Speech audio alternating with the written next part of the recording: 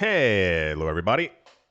Here we go. Welcome back to the channel where we talk about stuff. Do not forget to subscribe to the channel.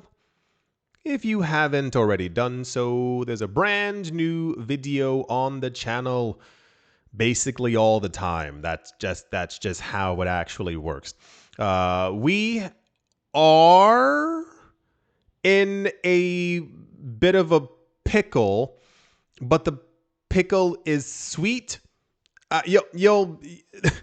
know that was weird. It was weird as I said it as well. Don't worry not, my friend.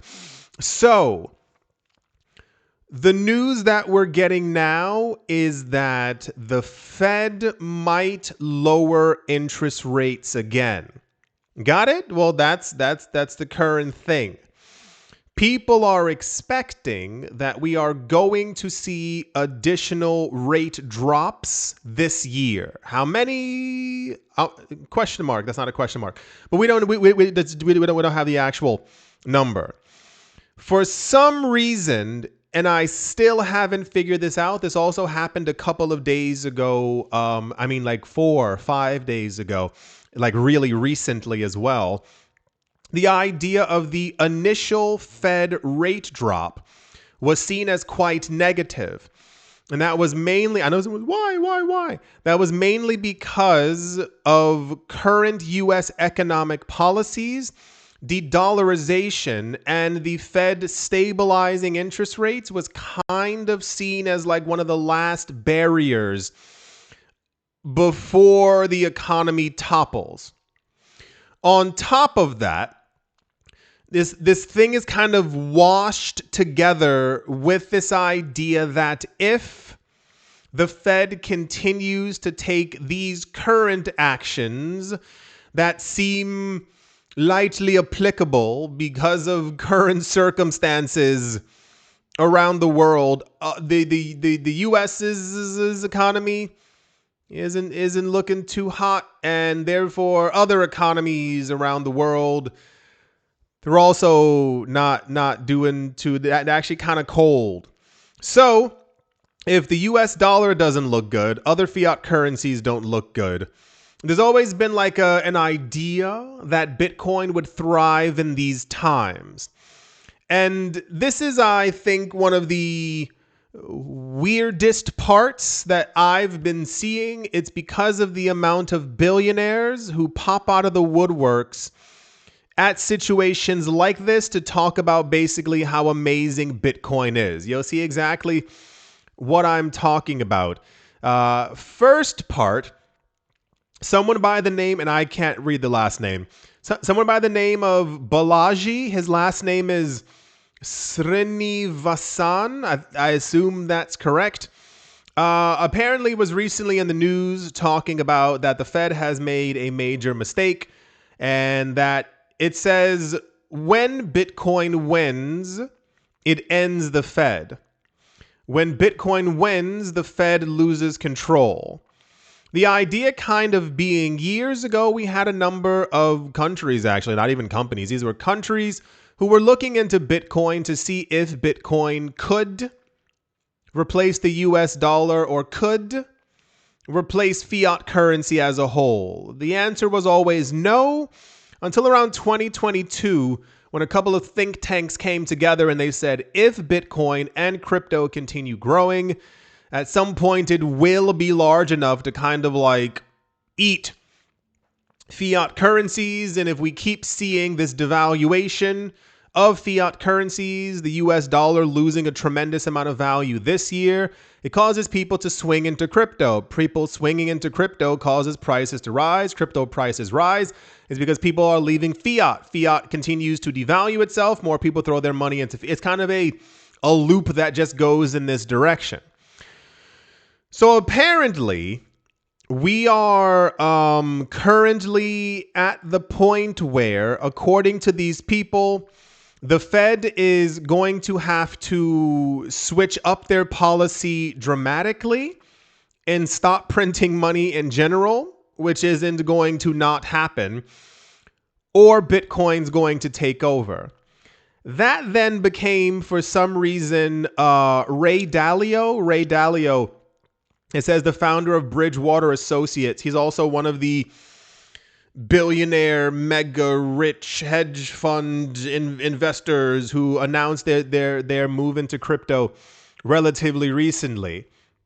He and a number of other very rich people, and this is weird to everyone else, right? It's not just me. I'm not the only one who feels that this is kind of weird, that we're like actively witnessing in real time the demise of the US dollar.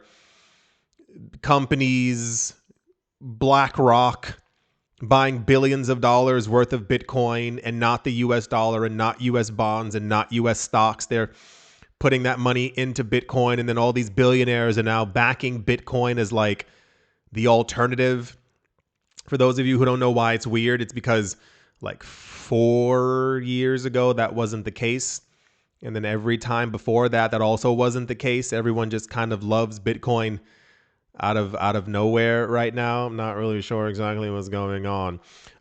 Ray Dalio apparently talked about the trillions of dollars that the Fed is printing and the debt. Yeah, the debt is also a really big thing. Don't forget the D word, namely because that's also seen as like a really good or terrible caveat as to all the things that are currently going on.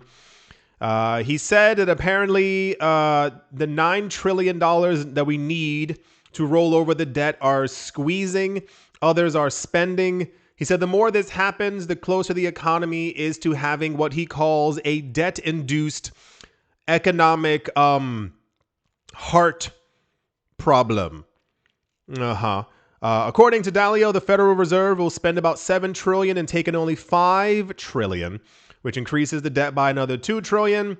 Yeah, where's the other part? This isn't rectified. So and so. Dalio went on to predict that Bitcoin and other cryptocurrencies would likely be the beneficiary of the Fed's weakening of the US dollar.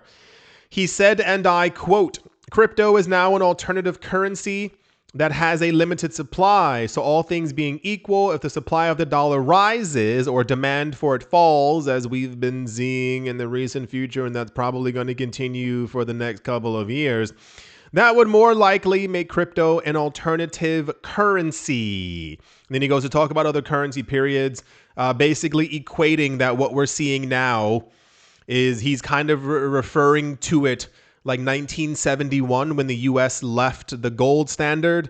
And so he's saying with many other people that this debt crunch, the dollar printing, is going to benefit crypto, and that basically he thinks that right now we're around 1970. So yeah, this is all the point of Bitcoin, as I've stated many times, is to get away from the old system. The old system is collapsing, and it's weird to see people who got rich from the old system now talking about how Bitcoin is the new system or is going to take over. If you missed the thing before with the head of BlackRock, he was like, yeah, if the US doesn't get its debt under control, Bitcoin's going to take over.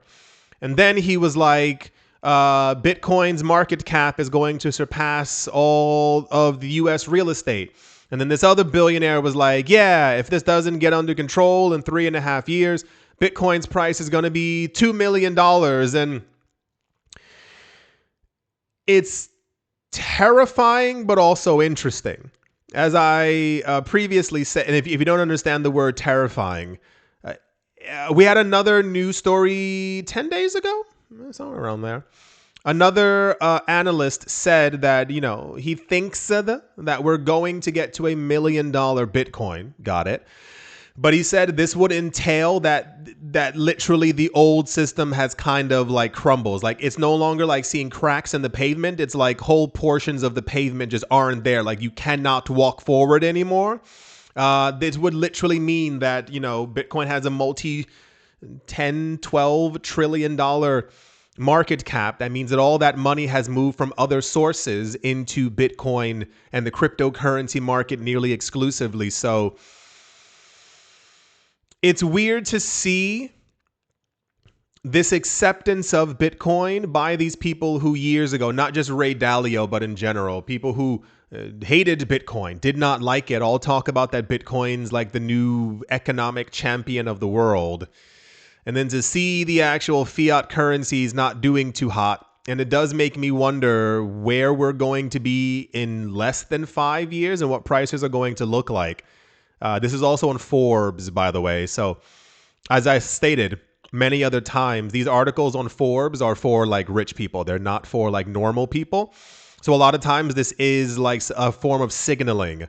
Like, hey, something's wrong. Something's going on. Look at what this rich person is doing. Then everyone else, everyone with money begins to kind of follow in their steps.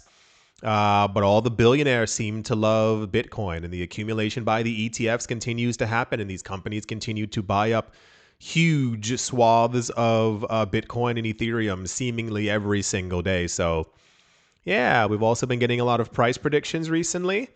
So as we get ever closer to the end of this year and the mega anticipation of where prices are going to go, the question still stands if cycles are over, if this is, you know, the last cycle, and if prices will kind of continuously slowly tick up from here, potentially forever. I know it's weird. Believe me, I know it's a very weird time to be in this market. All of it, every single little fraction of it. Well, I think that's going to do it for this video. I do sincerely hope that you have all enjoyed. I hope you all are having a great day, morning, afternoon, evening, wherever you are, wherever you might be. I do hope it's absolutely fantastic. Thank you all once again for watching, listening, liking, commenting, and supporting the channel. And I will most certainly be talking to you all soon.